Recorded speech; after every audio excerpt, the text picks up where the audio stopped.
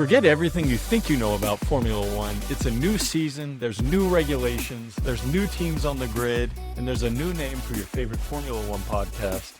I'm your co-host, Austin Diggins. And I'm Sasha coming directly to you from Dallas, Texas. And we are Viva La Grid podcast. It's been a while. It's been a while, but we're back. We're back. We took a little bit of a sabbatical. We call it a little vacation just to clear our minds. And honestly, I think it was all about the reasoning that Checo wasn't back on Formula One. And at least that's on my side because, but we're back and ready to just talk about Formula One. And it's especially this season. Well, it's funny how Checo goes away from the grid. You don't really give a crap about Formula One. And then he comes back and she's like, hey, let's go ahead and do this podcast thing again. It might be because it is hard to have literally Mexicans in a very international sport, be represented. So having Checo in Formula One, especially Formula One is such a big sport where it's very competitive. It's a big deal. We're excited that he's back. And yes, I was not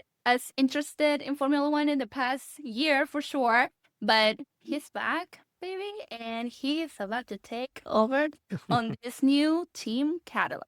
Yeah, he's back. We're back. A lot has stayed the same. A lot has changed. We have new regulations. We have new teams on the grid.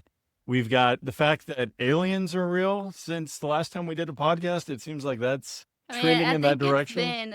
The world is changing every day. But the one thing that's remained constant, Fernando Alonso is still on the grid. He's still on the grid. And of course, we also have Lewis Hamilton on the grid. So Lewis Hamilton is still there. He's hopefully going to do better this year with Ferrari than in the previous year. But yeah, we're back. We decided to kickstart the podcast again under a new name. If you didn't know us before, we were Viva La Formula One podcast. But yes, if you know anything about copyrights or anything when it comes to business and trademarks and all the jazz, we decided that even though we loved our previous name, which hasn't changed much, it was Viva La F1 podcast, which of course runs better. We just didn't want it to get sued in the future. And if we really want to take this serious, which I think is something that we will be doing, we want to make sure that we're following, the right path and not get sued in the future.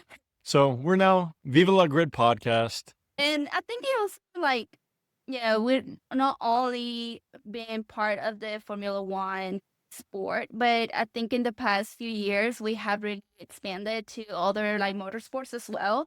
And the grid just kind of made more sense. Yeah. If you didn't watch us before, the first episode we ever did, we were discussing NASCAR, and I may have offended a few people in my description of NASCAR and how I viewed it, thinking it was just fat guys with mullets. And okay, we're not trying to get canceled again.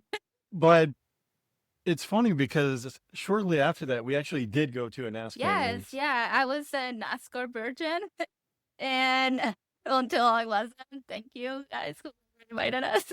Actually, yeah, we need to get invited again. It was a great time. But honestly, I think having us go and really experience what NASCAR was gave us a completely perspective of the sport itself. It's completely a 180 from Formula One. Yeah. And honestly, I think it's a little fun. No, it's fun. We drank a lot. We did. We kind of had a little bit of a different experience because we were up in a box. So we weren't quite on the ground level. I think we had the luxury experience of NASCAR. And honestly, if we call it a luxury, I think that's the only way I can actually experience NASCAR. I was about to say, I don't know if you would be the one that would be perfectly fine with going down, sitting down in the lower level, having to put in the... But you know what? Yeah, we did for a little bit, and it was actually very, I don't know, loud. Well, it was loud, yes, but nerve-wracking because they're so loud. And that is something that unless for a Formula One car, it just kind of goes. Yeah. Meanwhile, you'll hear NASCAR's kind of more like a... The reverberations all throughout too. even when they're on the Even the opposite side of the acoustics. track. I Yeah. think the track, because of the acoustics, you can literally hear it throughout. But anyways, moving on from NASCAR. Yeah. This is not a This NASCAR isn't a NASCAR podcast. but we will touch on other motorsports once in a while for sure. Especially coming up here in Dallas, especially in Arlington, Texas. If you are a fan of IndyCar, the Java Grand Prix is coming for IndyCar, correct? Yeah, comes in a few weeks in Arlington. Yes. It's going to be a street course, and it should be really cool. We're hoping to go to it. Yeah. Hopefully everything on our schedule aligns where we're going to be there, but it's going to be exciting, and it's going to be exciting for DFW in Arlington. Absolutely. And especially for another Mexican driver. Battle Award. Yeah. Yeah. So we're excited to hopefully go and experience what exactly an IndyCar race is all about. And of course, cheer on a fellow Mexican. Yeah, it should be a good time. But like we said, this isn't... Maybe the only time we might actually cheer for the papayas. Right. Yeah. Neither one of us are McLaren fans. No, we're not. So But if you are a McLaren fan, I hope you continue to listen. But spoiler alert, we're not the biggest fans. it's okay. I think you need to find, like, not everybody can win. So you might actually find some drivers that are not your favorite. So whenever the races come, you actually can be like, all right, you need to do something, some type of mistake, so the next driver can actually advance and get to that P1, P2, and 3. Right.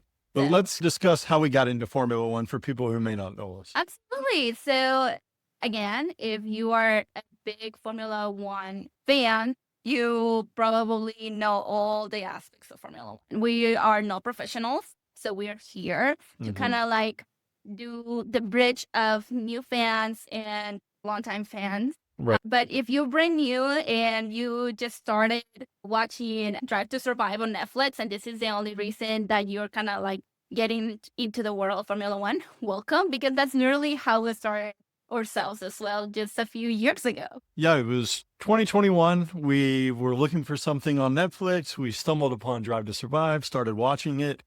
And I think the reality aspect of it really hooked Sasha in, because getting her to watch sports in general is usually a pretty tough task. I mean, who doesn't like trash TV? The behind the scenes element, the way that we got to see everyone normalized to an extent, Yeah. and the global aspect really had Sasha hooked. And before you know it, we had binged that. We started watching every race. Then we ended up going to the Circuit of the Americas and watching the U.S. Grand Prix in Austin, Texas. Yeah. And after that, we were completely hooked. Fast forward to 2026, and here we are. And here we are. We're still fans. We still watch the races. And even though we're still such fans that we decided to come on video and to your ears through a podcast. So we really want to make this a fun experience for you guys, and also just a place where you can like keep up in case you didn't watch a race 1 week, or just to try to understand what Formula One is and what's the lore of it. Especially because there's so much lore behind the scenes. I think once you get to know the drivers, you understand what the races are, like the components of just the cars itself. There's so much that goes just into sport that really like keeps you on your toes the whole time. Yeah, it's an incredible sport. It has a little bit of everything for everyone, including people who don't like traditional sports. And ultimately, we hope to be entertaining. We hope to provide some sense of insight. Yeah. And we want to be there with you through the Formula One season and your Formula One journey to give you the best experience possible. Yeah, so that is just a little bit about us. And of course, we're here in Dallas, Texas. So if you live around the area, you might potentially see us once in a while just around the street. So without further ado, this is episode 1, Viva La Revolution. I like the little Is the perks of speaking Spanish. I know, if I would have said that, that would have came out completely differently, but that's why we've got you here. Perfect. Okay, just a quick recap of last season. Obviously, McLaren were the kings of Formula One. Lando Norris won the Drivers' Championship, even though it came down to the very last race in Abu Dhabi. You know what? The one thing that I didn't like about that, I mean, he did a really good run. Of course, he almost bottled it. He was close to bottling it. Well, the thing is that and at least the season that really like caught us and really like brought us to Formula One. That was an incredible season. And the Verstappen, end, Hamilton came down to Abu Dhabi as exactly. well. The end, this one wasn't. What do you- You really wanted to have Lando over there, like in P1. Oh, well, the You fact that wanted- he won by a little bit of gamesmanship as Yeah. well. Anyone who didn't know, McLaren got off to a huge lead. It started with Oscar Piastri in the Drivers' Championship. Obviously, they were dominating the Constructors' Championship. Red Bull was having all kinds of issues. Christian Horner ended up losing his job. Yuki Correct, Tsunoda yeah. ended up taking Liam Lawson's place and then also doing horribly. Sorry, Yuki, we're big fans. Yes. And it didn't look like it was going to be much of a season, but ultimately Verstappen did Verstappen things. He was brilliant towards the end of the He's season, back. the second He's half of the season. resurrected. Yeah, he did. And he ended up getting to a point where it came down to the last race in Abu Dhabi. Unfortunately, both McLarens were up there, so there could be a little bit of gamesmanship with Piastri and Lando potentially switching places. There was that whole papaya rules drama, but ultimately Verstappen ends up winning the race and Lando Norris ends up winning the championship. Yeah. Whether you think it's deserved or not, of course, that's to be debated. So McLaren were the kings of 2025, but with 2026, there's been a massive shakeup. Forget everything you knew about Formula One because we don't know anything at this point, and I don't think even the drivers know what the heck is going on. Yeah, that's true. With the new regulations, the new cars, everyone is all going to grow into this experience together. Yeah, I think everybody's learning at this point. And we've got new teams, Mhm. or somewhat of a new team in Audi, who were Right. Sauber last year. Cadillac, who I think you're going to be supporting. Yes, And Chico. And Valtteri Bottas too. yeah, that's a dynamic duo That right is there. an incredible duo. At least it should be pretty entertaining. They may not be great, but it should be entertaining Yeah, you don't nonetheless. know that yet. Oh. They have years of experience. Yeah, yeah. We'll see how the car does. Yeah. But new teams, obviously a very young grid. Yes. I think the average age was 28, and that's mainly propped up by Fernando Alonso, who he's in his Yes. 40s now, right? I believe so, yeah. And it's He's incredible. the oldest person on the grid right now Yeah, as by a well, driver. yeah, by a decent Yeah. amount. Yeah. And ultimately, I think what we want to achieve in this episode is we want to dive into the regulations, kind of explain As far it as we know. as far as we know, explain it in somewhat simple terms, Mhm. layman terms, as some might say. Yeah. And then we want to touch on the grid itself, talk about who's driving, the teams, how they're looking, touch on the preseason testing from Barcelona and Bahrain, and then finish off strongly with our season predictions. All right. Well, let's get to it. So let's dive into the new regulations. Yeah. So for sure, there are three main things that have changed the whole sport at this point. One of them being literally like a whole brand new design of the cars. If there has been some drama and some comments, and especially some of the drivers have mentioned that these cars, because they're smaller than what we're so used to, but that they're referring it to be like Formula E car. So It's a little bit of slap in the face.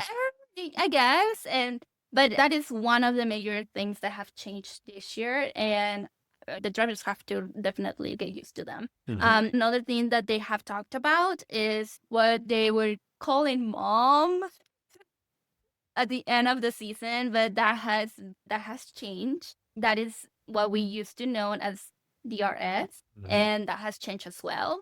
So that's something that the drivers are gonna have to figure out how to like use it for their advantage. And the last thing, which is kind of also a little controversial in a way, because we don't know if it's an even ground for everybody on Formula One, but that is actually the power unit.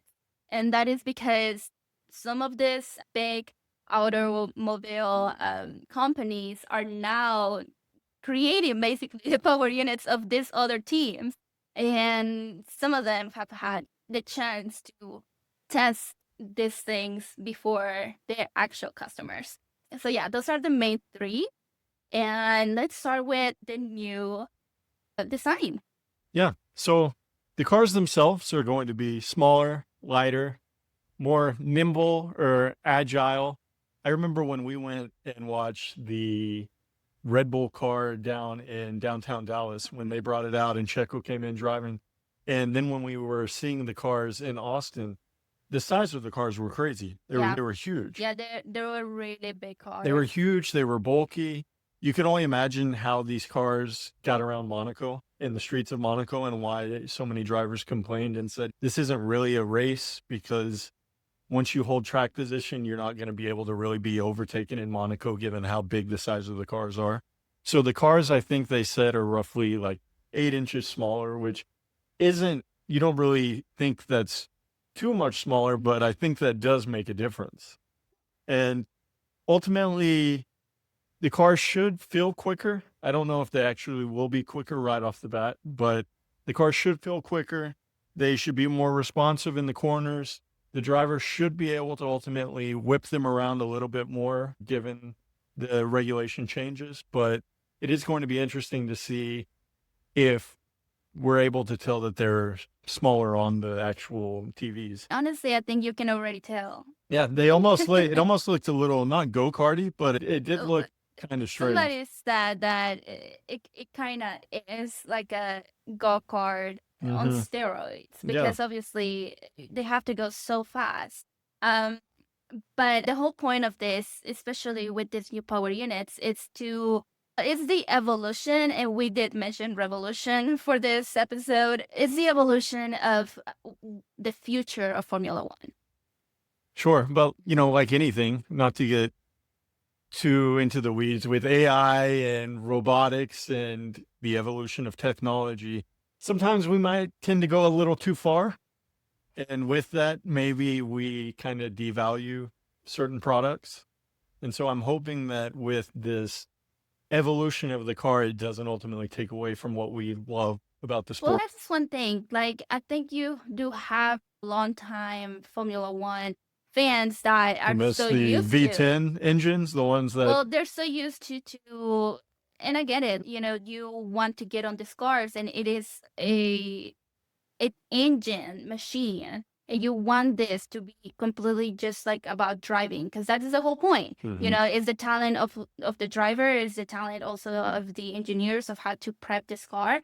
But I think that you do have to figure out, and I guess this is what F1 is doing, how can we evolution into the future to be more sustainable, or how we're using AI, or how we're using this technology to our advantage. Of course, there's so many aspects of what goes in these cars, and just even the traveling, the transportation of things, the logistics of going from one side of the world to the next. So we do have those older fans that are so used to things that now they're kind of, maybe we are part of that. I mean, personally, I would like to just keep it to the racing. But, I mean, new fans, especially if you're literally just entering into this world, you might be more excited about it because it's looking into the future, into technology. Sure. I think the exciting part is that we don't know who is going to be... We've got an idea of who's going to be good, but really this kind of is, in theory, evening up the playing field. Exactly. And I think that's another thing, too, that everything is so new, and it's honestly a season to learn as we go, especially because, again, maybe the driver from last year might not be as good as for this year. Right. Or maybe the car is not as good. Yeah. So the cars are going to be more agile. They're going to be smaller. Hopefully that leads to drivers being able to showcase their racecraft and helps the fans in realizing better racing. But that leads me to the next thing that the regulations touched on, and that was going to be active aero.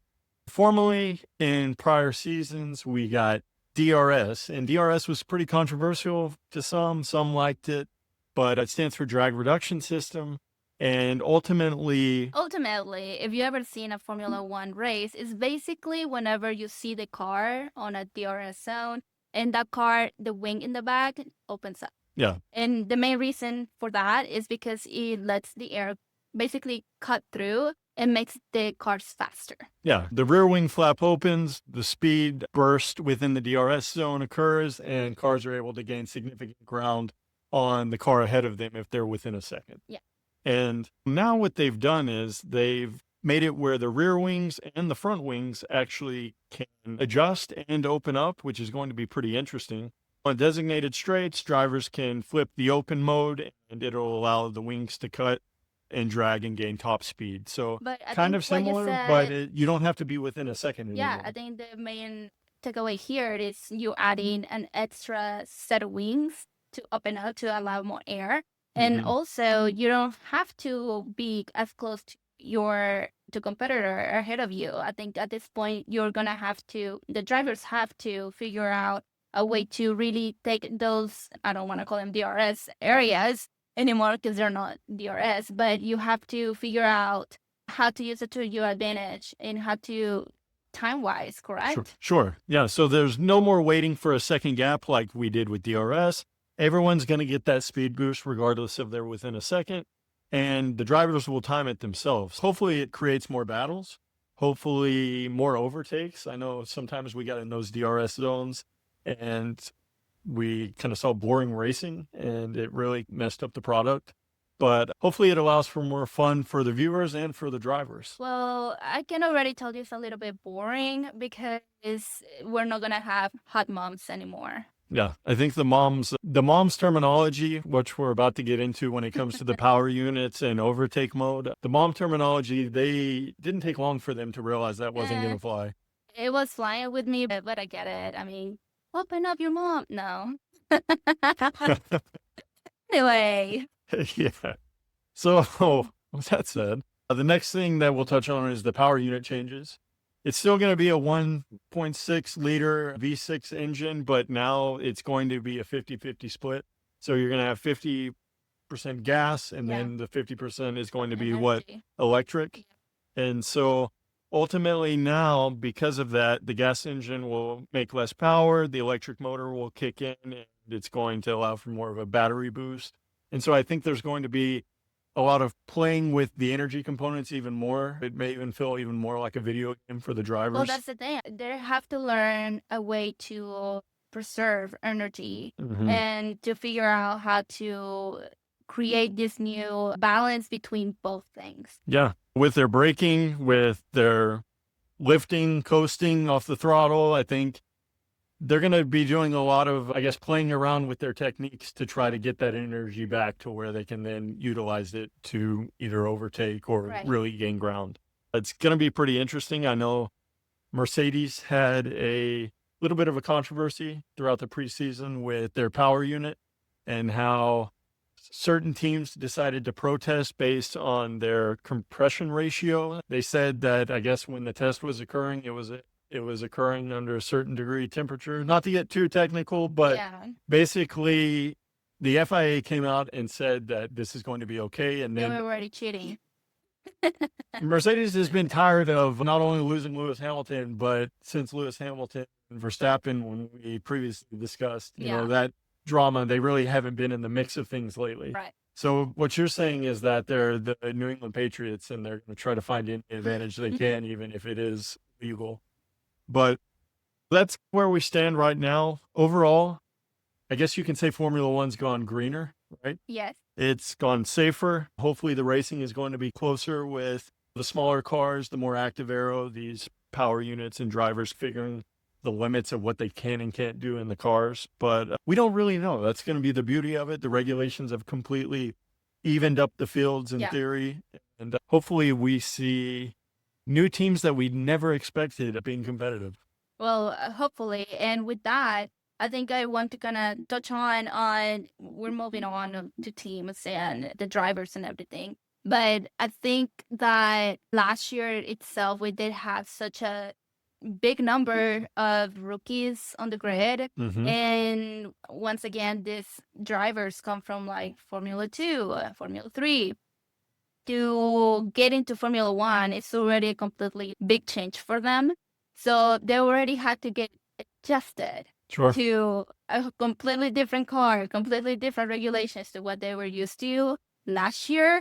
Right. And now this is basically their second year in Formula One, and they're changing it all over again. You wonder, though, if maybe it could benefit them more Well, that's the thing. because the learning curve already coming to Formula One was pretty steep, and they're young, they're adaptable.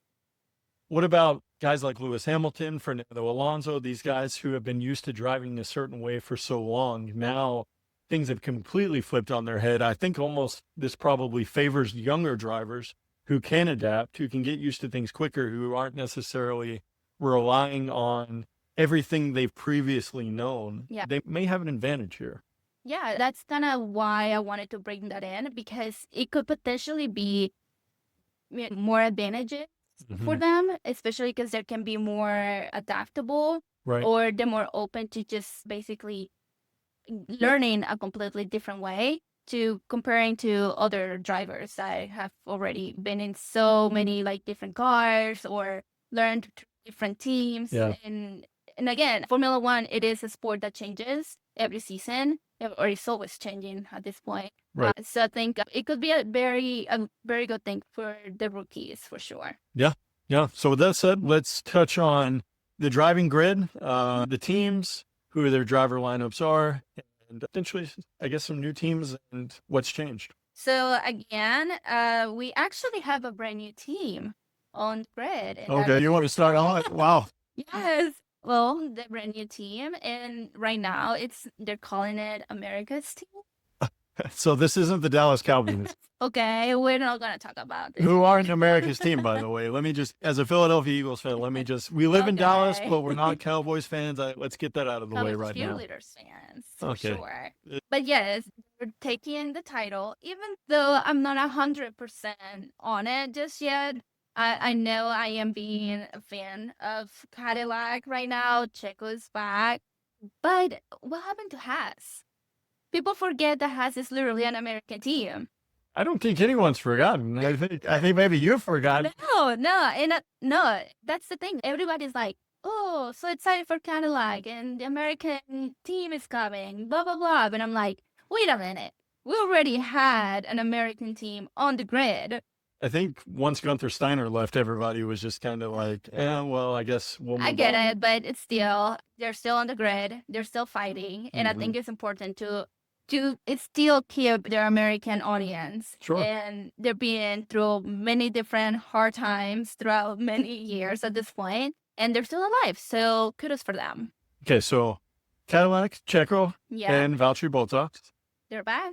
should be a good driver lineup. What they may not have in, I guess, the car being very good, they might be able to make up for with experience. Right. They haven't been the worst in preseason testing, but it's going to be a complete learning experience right Correct. now for Cadillac. They're seeing what their car does well, seeing what it doesn't do well. The drivers can, because they're experienced, they're going to be able to give good feedback. And so should be interesting to see what they do this year. Cadillac is not coming in to win any titles or anything like that. I think they're really just coming in with the idea that they wanted to grow into the sport. And especially with all these changes, they're literally starting from the ground. Yeah. And the only thing that they have is the experience of these drivers to really drive them through the crazy atmosphere of Formula One. And the good thing about these drivers is that they can really see what works for them and what doesn't work for them.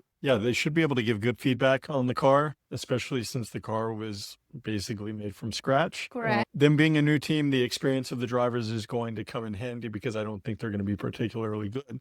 So a good thing about Cadillac is that they are going to have the Ferrari power unit that's going to allow them to hopefully hit the ground running a little stronger than if they were having to produce their own from the very beginning, which eventually they will do. But if anything, what we've learned from preseason testing is that the Ferrari car looks pretty good. So the Ferrari power unit hopefully will make the Cadillac somewhat fast and competitive as they start their future into F1. Good. But with that said, let's go into the second somewhat new team of Audi, formerly known as Sauber. We've got the driver lineup of Nico Hülkenberg and Gabriel Bortoleto. A good team last year. They went through their ebbs and flows where Bortoleto looked pretty good. And then Hulkenberg, of course, getting his first ever podium, which was Yay. incredible. I think everybody likes Nico Yeah. Hulkenberg. I think after you were in Formula One for so long and never really reached that level of really seeing your fruits come to fruition, I think it was a very special moment. I think for literally everybody in Formula One, that was probably one of the most special moments from last season. Yeah, everybody was excited for that. And Yeah. ultimately, even the drivers on the grid were Nico Hulkenberg fans at that point. Maybe not Yeah. Lewis Hamilton, since No, I think he he was. wasn't able to catch him. But the Audi team is going to have a full Audi factory. They're hitting the ground running. I know the car has had mixed reviews in preseason testing so far, but they shouldn't be the worst team on the grid, I think. Maybe they might be, but We're hopeful. I don't think they'll be the best either. But anyway, let's go on to the next team, Aston Martin. All right. Team principled by Adrian Newey. Anyone who follows the sport of Formula One, IndyCar, they know Adrian Newey. They know he is the godfather or wizard of aerodynamics. His literal book about himself is called How to Build a Car. Mm-hmm. Do you have the book? I do have that book, yeah. Okay. He propelled Red Bull to what it now is. And interesting move by Lawrence Stroll to promote Adrian Newey. But Adrian Newey is incredible in the sport, and he's taken a really radical approach with the car design. You know, if we were just looking at the car design and the boldness of the car, Aston Martin would be the best or the boldest. But currently with the preseason testing, they don't look too great, and they look pretty far off the pace. When you take that into consideration with Lance Stroll still being a driver on the team. Well, I don't know why he's still there. Honestly, we understand. We know why that, he's still there. You know, well, yeah, I guess we know 100% why he's still there, but should he still be there? I think everyone in Formula One, or every Formula One fan, would say no. Even the Formula One account, who doesn't even follow him on social media. Yes, and we don't understand, obviously, like what are the dynamics behind this, but I think in the future, or maybe we don't know, maybe he gives a completely different show run this season. But as Unlikely. what we saw last season, he hasn't given much. For years now. Yes, he hasn't given much. I don't know if he just doesn't love the sport anymore. I don't know if it's the relationship that he has within the team and his dad owning the team. There's quite a lot that goes behind this, but personally, I don't think he should be there anymore because he's just holding it back. The fact that Fernando Alonso in his 40s now is much better still than Lance Stroll, who should be in the prime of his career, Correct. kind of says it all. And ultimately, I know there were rumors about, I think, the Saudis potentially trying to buy the Aston Martin team with the Aramco Allegedly. sponsorship. Allegedly. Yeah, let's put that out there. I think that this potentially could be his last year in Formula One, and ultimately, Formula One fans would probably rejoice at that, if that were the I mean, case. it's a good team, but we're not seeing much from this team. Yeah, well, just on brand name alone, Yeah. the Aston Martin brand's incredible, especially if you live in the UK. It's a historic brand. So what about the engine this season? It's funny that you say that because Fernando Alonso just cannot get away from a bad Honda engine. So back in the day when he was at McLaren, obviously his relationship with Honda was well documented, how much he disliked the Honda power unit. And this Honda power unit coming from the Red Bull, which saw a lot of success, to the Aston Martin under these new regulations looks terrible right now. The car design of Adrian Newey looks really promising, but the power unit right now in combination looks terrible. I know in preseason testing, they were 4 or 5 seconds off the pace, Oh, wow. which Fernando That is- Alonso cannot be happy about, given that Right. he's in the twilight If you're years of his new career. again to Formula One, honestly, that is like eternity.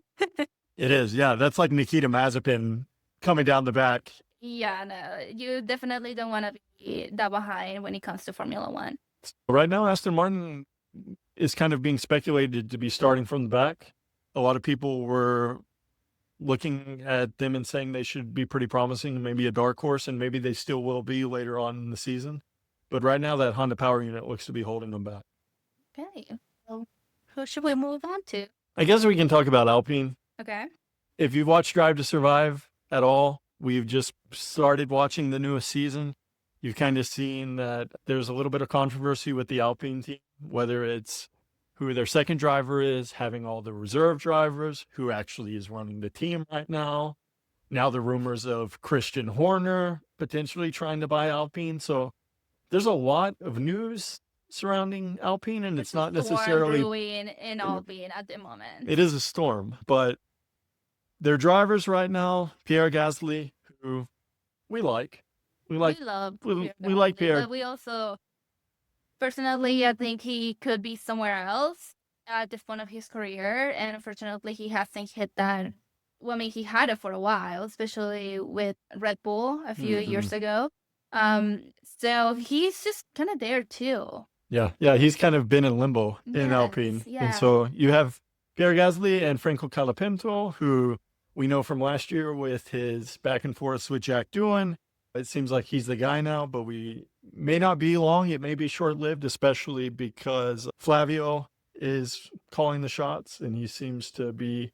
I mean, he's a ruthless CEO, I guess. Yeah, that's one way to call him. Slash principal type of thing, because anyways, we should probably move on from this. Yeah, they'll have the Mercedes power unit, which looks like it's going to be maybe the top of the class. Alpine could be good, but I'm not putting too much promise in it. I guess with that said, we can go to Racing Bulls. Okay. They're going to have a new Red Bull power unit in it, and a new driver. And a new driver in Arvid Lindblad.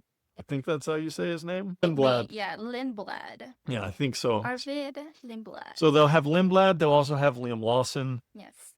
I could personally see Lindblad being better than Lawson from the beginning. I just hope. Sasha's not the biggest Lawson fan from his days with Checo. And don't come at me. It's just not professional. You can say whatever you want to say after the race is over, but not during, and that's a lot. And especially you're doing it to a very seasoned driver, and you coming in anyway. And not to trash him too much, and the fact that Christian Horner likes the kid. I think he's actually from New Zealand, or he's either from New Zealand or Australia. I don't even know. We don't even care. No, I think he's from New Zealand. Horner, I think, like the boy band, like One Direction style, like Liam Lawson coming in with his attitude.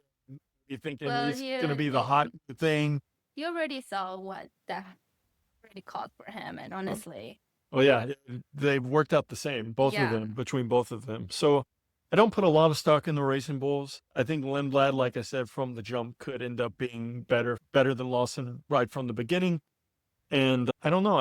It's going to be interesting to see how the Red Bull power unit works. And so I guess with that, we can jump right into Red Bull. Max Verstappen, of course, my GOAT. The GOATs of the... He's incredible. You could go on and on about Verstappen. And Isaac Hadjar are the driving lineup for Red Bull. And Hadjar was great with Racing Bulls last year. Yeah, he did a really good job. He was incredible. I think he deserved this spot with Red Bull. We've seen in the past how the number 2 driver at Red Bull in recent years has had a pretty difficult time. I think it's always going to be very difficult, especially if you're next to Max Verstappen. Sure. There's so much, that is on the line, and you obviously don't want to. Well, there's a lot on the line, and also the team usually seems to tailor the car around Verstappen. He's a 4-time champion. As you can imagine, that it makes sense. Correct. Yeah. I mean, it makes sense. But Hadjar looks to be a very competent driver. He looks to be very adaptable. And so I think he's going to be one of the beneficiaries of the new regulations and really hit the ground running. And I don't think we can move on from Red Bull without talking about Yuki Tsunoda. Yeah, Yuki's still there. The reserve driver, maybe at some point we see him make an appearance. I'm sure we'll see him on the socials. Yeah. He may be doing the post-race interviews. I think he's going to be the PR person for right now. A lot of interviews, but as our favorite anime character, Yuki Tsunoda is incredible, and we like him. He's great. Hopefully in the near future he can come back to driving. Yeah, but probably one of the most interesting parts of this Red Bull team is going to be the power unit. They're making their own power units, no longer under Honda. So far through the preseason testing, the car has looked reliable. The power units looked good, and they've actually looked pretty fast. I know at various points throughout the season, there's been a little bit of banter saying that the Red Bull power unit looks to be the top of the class, but we'll have to wait and see. But so far, so good for Red Bull. So let's move on to Williams. Yeah, so Williams is led by Carlos Sainz and Alex Albon. Last year, they seemed to be the best of the rest. They were pretty impressive, even to the point where Carlos had a couple podiums. Yeah. And I think that with that Mercedes power unit, if Williams can get it together, they could be one of those dark horse teams that should be in there with the best of the rest, but may push for a few podiums here. I think they're very resilient. Both of them are. Mhm. Alex have gone through different teams too in his career. So I think that kind of really pushes him to try to keep going and, Mhm. put that experience into his driving as well. I think it's obviously not easy to change so many different driving styles through his career. So I think that really brings in something new to Williams through him. Right. But another thing that we have brand new is having Carlos on a Williams. And especially a Ferrari fan yourself, I don't think people were so excited to see him then. And even himself, we know that his team is very loves to work through all the challenges, Right. and they really always try to like come up on top. Yeah, Williams historically has been a team that has been a fighter. There for a while, they were at the bottom and looked like there was no hope, especially throughout history when they were as resilient and achieved a lot as they did. There for a few years in recent history, they looked like they were going to be down there with Haas when Haas was at its lowest points. But I think they're a resilient team. Carlos, obviously, in his second year now with Williams, should be better. And throughout various points, it was, I guess, it didn't quite go to plan, but Carlos really displayed towards the end of the year that he's going to potentially be fighting for podiums and be fighting for points with Williams. He and Alex both. Absolutely, and I think he's doing way better than Lewis Hamilton. So, Yeah. I guess with that, let's go to Ferrari. all right. As a Ferrari fan, no one loves and hates us as much as we do. I guess if you want to compare us to any team, I guess you can compare us to the Dallas Cowboys. Oh my gosh, you can. We are the team of Formula One that has seen the biggest lull over the years in recent years. But with the driver lineup of Charles Leclerc and Lewis Hamilton, the driver lineup should be very strong. And preseason testing showed that we should be, I say we as I'm a part of it, that we should be a formidable team this season. And in the twilight years of Lewis Hamilton's career, it's now or never to really, ever since the Verstappen and Hamilton Abu Dhabi debacle, or I guess you could say drama. You can call it battle bay. Yeah, it really hasn't gone too well for Lewis Hamilton. So this is his last chance, if the car is good, to really solidify himself as potentially the best ever in Formula One.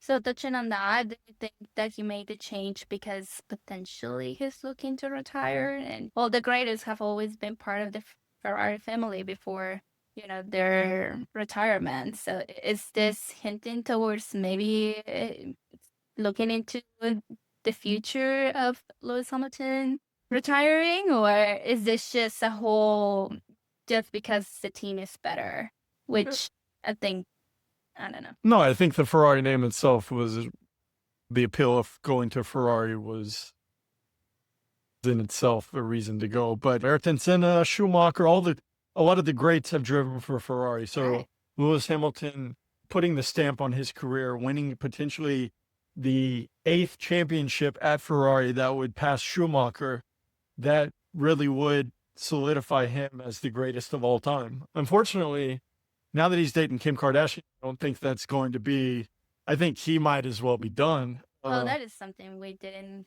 see that coming, but Nobody did. correct. And we Except can touch for on that Kim. later. We don't know. It could be different things if we really want to touch on Kim Kardashian and Lewis Hamilton, but I had high hopes going into the season, especially when I saw Leclerc in the preseason testing, basically a second faster than everyone else. But as soon as I saw Kim Kardashian, this season might be That's over. what people say. We don't know if they're actually dating or not. Isn't it They could actually be if they break? It's if friends. they break up, no? Well, maybe. I don't know. We don't know just yet. We do know that he's quite private person, No. but we don't know. Maybe they have businesses too. They've been friends for a long time. And why are we even talking about Lewis Hamilton and Kim Kardashian at this point? But anyways, it could be a pure relationship. We don't know. Both at the twilights of their careers. Yes, Kim has schemes, and he could potentially be collaborating with her on a sport line. We don't know. It's not confirmed. But just what you mentioned, if they are actually dating and something goes wrong, it's just gonna go straight to Kim. Yeah, it's going to be bad. But too much Kim Kardashian talk for one day for You me. brought her in, so Let's go to Mercedes, okay. who a lot of people are speculating might be the team to beat this season. You've got the driver lineup of George Russell Kimi Antonelli. and Kimi Antonelli, who in his first year had highs and lows, but he was only 18 years old, so he is a boy in Formula One. He has grown quite a lot. And Russell being the mentor now is going to be interesting, but a lot of people are speculating with this Mercedes power unit that they are the team to beat and that George Russell is the main contender to win a driver's championship this year. Well, I think it's gonna. You look at the group of friends, because they are friends. These kids have been growing together for their whole lives. And if we do have a third champion from that specific group, that's actually something to really look forward to, because again, they have grown together and they all have the same dream.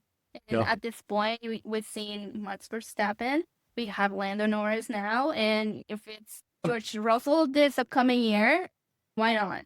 It very well might be. And I haven't been the biggest George Russell fan, but it seems like he was super consistent last season. He is a strong driver. So if the car is there, George Russell will be a contender this year. And one thing about those Mercedes is that they're bringing in their own to everybody's team. Yeah, their power unit being that McLaren uses the Mercedes power unit, Alpine uses it, Williams uses it. If the Mercedes power unit is the best, then these cars are going to have a significant advantage and be fast from the start. And so with that, Mercedes may be the team to beat. But that leads us to the team who actually did win it all last year, McLaren. The McLaren, the Papayas. And McLaren, led by the drivers' champion in Lando Norris and a great driver in Oscar Piastri, who got the short end of the stick last year throughout various times. He was very happy. It seemed like Lando was favored towards the end, but we're not going to debate that because it's a lot of people say he wasn't. I swear that he was, but that's neither here nor there. But McLaren with the Mercedes power unit, with the clear advantage they had last year, it's going to be interesting to see how they play into the new regulations, how they are able to potentially sustain that success that they had last season. Mhm. And I think they should, regardless of these new regulations, be really good from the beginning. Yeah. And so that's the grid. We'll see how that goes. Let's briefly touch on the preseason testing. Okay. Right off the bat here, the two teams that looked to lead the field were the Mercedes and the Ferrari. Now, in Barcelona, it was private limited running. The Mercedes kind of dominated the mileage, looked super reliable. The power unit looked great. And ultimately, they did look like the best team in that initial testing. Now, I guess the word coming out of Barcelona was that the Red Bull car surprisingly looked really good with their power unit. They were able to do a lot of laps.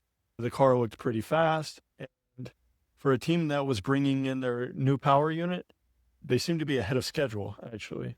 So the main takeaways from Barcelona was that Mercedes were great. Red Bull was ultimately impressive.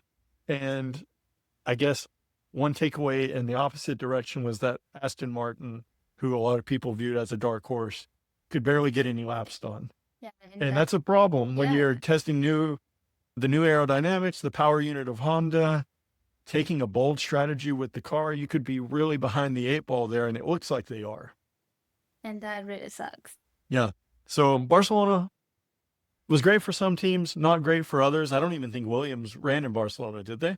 I have no idea. I don't think so, but people in the comments can let me know I was wrong on that one. But that took us to Bahrain, which was the main testing that they do in the preseason. A hotter track. Obviously, more of the cars were there and able to go. Ferrari, if we're going off of anything, I'm just going off of the last day because that's when the Ferrari was the best. Leclerc was basically a second ahead of the field. Yeah. And we like to get our hopes up as Ferrari fans when we see things like that. We try not to. It's easy to say it's our year. It's easy to say Charles Leclerc, driver's champion, but I guess they look good. We will see. The Mercedes and Ferrari, once again, looked the strongest. The Red Bull didn't struggle. The power unit looked great. McLaren had a few minor issues, but they look like they're going to be just as fast as last year. Maybe not the fastest off the jump, but basically our preseason takeaways were that Mercedes, Ferrari, Red Bull, and McLaren should be the top 4 teams, with the field kind of condensing behind them. So it should be the top 4 again, but we'll see. We'll see. And basically, all of the Mercedes teams are going to have an advantage, it looks like, early off. I know Mercedes were testing their new power unit components and their newest power unit specs, which the power unit of the Mercedes, the other teams that are using it, will get before the Australian Grand Prix. I would think that they should have an advantage, all of the teams using the Mercedes power units. Now, the biggest losers, once again, were Aston Martin. They didn't log in a whole lot of miles. I think only 128 laps in the week, which some teams were doing more than that in the day. Audi looked okay. Cadillac showed promise, but we don't really know until we get there. I guess the big picture for the testing, we don't really know quite yet. Some teams were sandbagging. Others didn't look great, and you can't really hide that. If you're not great, you're not great. I don't think you're just going to magically get better in the first race, but we'll see. Yeah. So with that said, let's just jump into our predictions. All right. Who would you say is your pick to win the Drivers' Champion this year?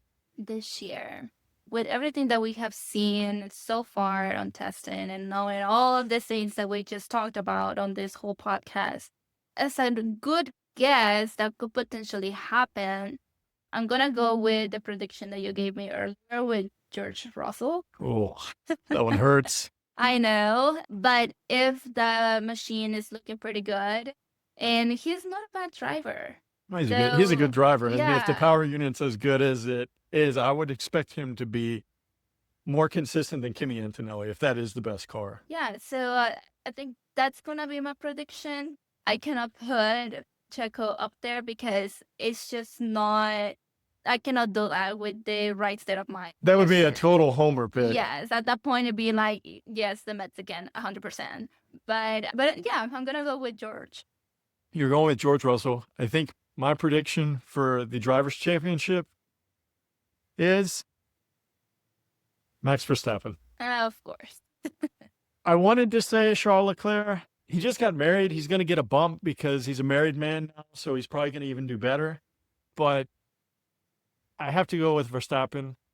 I think that Red Bull power unit is going to be surprising. I think they have put all their efforts around keeping Verstappen happy. He had a baby last year. He's embracing that full dad mode. And Max Verstappen, fifth Drivers' Championship. He has grown quite a lot. I don't think I've seen him. Obviously, having a baby kind of changes you quite a lot. Yeah. And we have seen that. His priorities seem very straightforward. Yes. His family, racing, and that's it. He doesn't he doesn't give a crap about anything else, and it seems like he's in a really good headspace. Absolutely. And before we move on to the Nets, why are you breaking all the freaking chisme over here? First, Kim Kardashian with Lewis Hamilton. Then you just gave literally the big note that we just find out literally this weekend about Charles Leclerc literally getting married after, I don't know, they literally just got engaged. They're married now. They're now married. That's what the tabloids are saying. I'm just very surprised you're giving the chisme over here. Hey, somebody has to here. So obviously, and it's not me. But yeah, absolutely. So what's the next? Constructors champion. Okay. I'll take this one first. I think it's going to be Ferrari. Okay. I think this is the year This is the year that Ferrari wins the gonna Constructors win. Championship. Leclerc is going to have a strong season. Hamilton is going to have a bounce back. They're not, if he is dating Kim Kardashian, they're not going to break up this year. She's not going to screw this over. Prediction. And Ferrari will be your Constructors Champion. Okay. For me, I'm gonna go with Mercedes. If you're picking George Russell to win the championship, that makes sense. Yeah, I think I'm gonna go with Mercedes this year. Hopefully we'll see it happening. No, I think I mean, I do love Kimi Antonelli. I think he is such a talent, especially he's literally one of the main young guys on the grid. Yeah, he I is. think the other one is just the brand new guy too. Lindblad. Usually, too, when drivers are promoted that early. And if we're gonna be talking about chisme, break up the other thing that we find out about Kimi. Well, he may or may not have lost his driver's license. He's just a young buck. Maybe driving a little too fast. I don't know. But Again, if you don't know anything about Formula One, Kimi Antonelli is literally, he was just 17 last season. Now I think he just turned 18. Mhm. But this is a kid that literally drives really fast cars. He is in Formula One, and he did not have a driver's license. Well, I don't think he does anymore. And now that we find out But about this, he's still able to race in Formula One. but he doesn't have a driver's license, but he still can go as fast as he can on a Formula One car, which is absolutely insane. With that said, young performer of the season. There's a lot of young guys in Formula One right now, a lot to be excited about. The talents of Ollie Berman, who I just realized we really didn't touch on that much. Yeah. But Again, I'm telling you, people just forget about Haas completely. including us. But Berman had a good season We last did year. touch about Haas earlier, Briefly. Berman had a good season last year. And I really like him. He's He seems talented. like a really nice, talented guy. He potentially, depending on what happens with Verstappen, I'm holding out that maybe Verstappen eventually goes to Ferrari one day. But as a Ferrari driver, he could potentially be the heir to Lewis Hamilton once Hamilton does leave Ferrari. He's up there. Obviously, Antonelli. Calapinto is still young. You have Lindblad, Liam Lawson. Who's your favorite? The one I think who is going to have the most success, maybe not most success, but be the young performer of the season is Isaac Hadjar. I was about to say that, but you know what? I just want to predict. Clearly, we didn't discuss this beforehand, as you can tell. I just want to predict that now that he's moving on to Red Bull, he doesn't come out again and cries the first race. Obviously, that was a bad look. You can understand. His first race, I wish he didn't cry, but from an emotional standpoint, I'm sure I get it. you can't really hide those Okay, emotions. 50-50. He's gonna cry or not? He's not going to cry. Cry. I said he's gonna cry. He's going to cry he's going to cry from doing so well, maybe. Okay. But that's my young performer of the season. Okay, I'm gonna go with Kimi Antonelli. Sasha, staying on theme here with the I Mercedes. think at this point, maybe I wore black for some reason. Yeah, you're decked out. If you're watching the video, We just thought she was a Cadillac fan, but really she's a Mercedes stan, right? Mercedes Cadillac. I think that sounds pretty good. Okay. So young performer of the season, you said Kimi Antonelli. Yeah. I said Isaac Hadjar. Surprise team of the season. This could be good. This could be bad.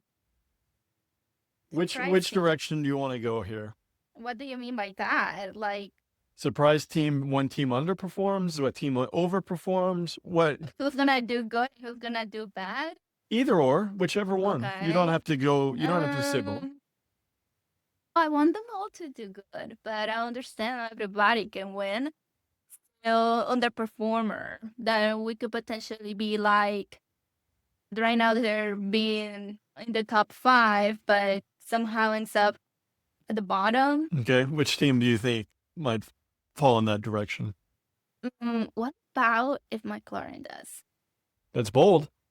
What about if they just came in from a All-time high, high. yeah, and then they just underperform completely this whole season, and they just, let's say, I don't want to put them at the very bottom because I don't think Oh, that's who no. they are, but let's say they come in around number 4. I think if McLaren finished 4th or 5th, to them, that would be severely underperforming. So Yeah, I agree. I think that would be the lowest that they could do, given yeah, how talented the drivers are and the car was. and especially just winning season. So Yeah, I think 4 would be probably the worst that I could see, but in that regard, I think that would be underperforming. yeah, as somebody that will potentially do great this season,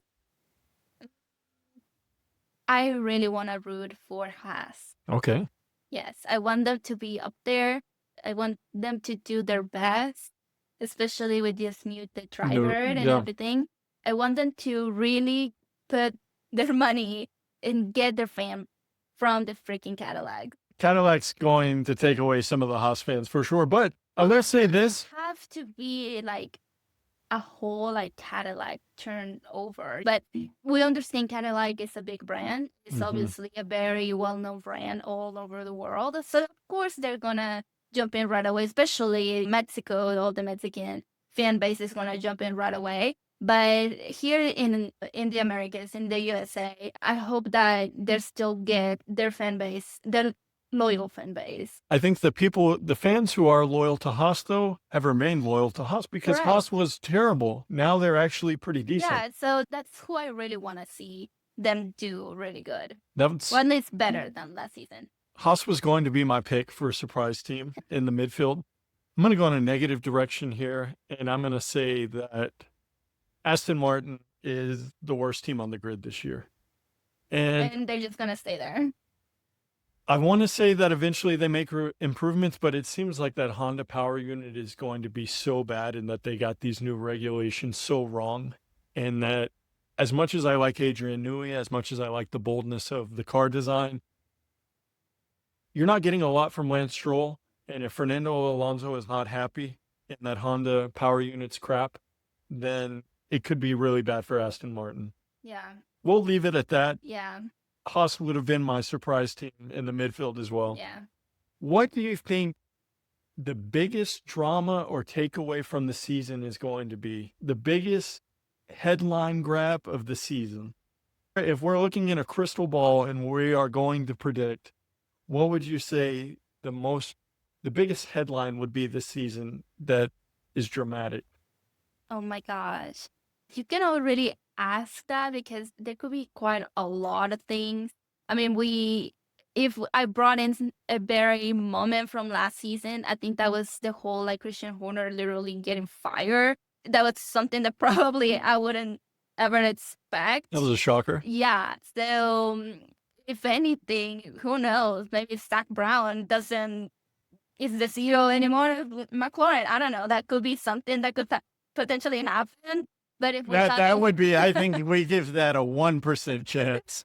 Well, I'm just saying that was something that we didn't saw coming either last season, and it was completely drama from the very start of last season. Another thing that we have talked through this whole podcast, surprisingly by you, is the whole Lewis Hamilton and having freaking Kim Kardashian, and now we're gonna have to they're already everywhere. And now we're going to have to see them literally every weekend. In the paddock? In the paddock. Yeah. So that's something I wasn't expecting at all. And I don't think anybody out there was expecting. And again, this is all allegedly because we don't know if they're actually dating at this point. So are you leaning towards Kim Kardashian ending Lewis Hamilton's Formula One career? That would be that'd be pretty dramatic. I was just not expecting having Kim there or being any attached to the name Lewis Hamilton. And I hope it's not because personally, I know and we've seen my favorite Shakira on the grid before too, on the paddock. I think everybody's favorite. Yes. And I know they're friends. So I'm like, boy, if you really needed somebody to date and that was already in your friend group or on your level, whatever, that we all love, you literally have the queen right there on your backyard, who's already a fan that you don't have to teach literally every term of Formula One. Yeah. Okay, so We took this in a completely so you're different saying way. headline of the season from Sasha's point of view, Kim Kardashian ends Lewis Hamilton's F1 career. Not ends, but it's not. Maybe it's called like a PR move, but honestly, not a PR move. Interesting. My top 2 headlines of the season. Number 1, Ferrari is back and Charles Leclerc is a driver's champion. Okay, That would be wishful thinking, dramatic. but dramatic. Ferrari is back. That would be incredible for Formula One. Obviously incredible for the Ferrari brand. My other headline, Christian Horner buys Alpine. And he's back to Formula One. And he's back in the mix. I know it's been speculated. I know there's been rumors. If you know Christian Horner, which obviously I do, personally, he clearly wants to get back in the sport. Yeah, I think Formula One for him is literally he breathes and lives and It's his life. Yeah. die for it. He will definitely come back to Formula One in one way or another. Mhm. Hopefully in a good way. But I don't. Yeah, I mean, purchasing a whole team is really the way to come in. And if he doesn't purchase a current team, would there be like room for another team Right. later on in the future? Clearly, I just realized what I did.